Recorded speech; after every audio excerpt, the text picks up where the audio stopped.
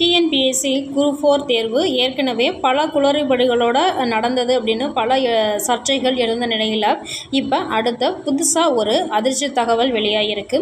அது என்னன்னா 25 கேள்விகள் தவறாக இடம்பெற்றிருந்ததாக தகவல்கள் வெளியாகிருக்கு. ஏற்கனவே தமிழில் ஓலைச்சுவடியிலேருந்து எடுக்கப்பட்ட கொஸ்டின்ஸ் கேட்கப்பட்டிருக்காங்க அப்படின்னு பெரிய ஒரு சர்ச்சை போய்கிட்டு இருந்த நிலையில் இப்போ ஜிகேவை பொறுத்த வரையிலையும் 25 கேள்விகள் கணிதத்துக்கு மட்டுமே ஒதுக்கப்பட்டிருந்த நிலையில் 75 கேள்விகள் பொது அறிவுக்கு ஒதுக்கப்பட்டிருந்தது. இந்த பொது அறிவு 75 வினாக்களில் 25 கேள்விகள் தவறாக இடம்பெற்றிருந்தது அப்படின்னு தகவல்கள் வெளியாகிருக்கு.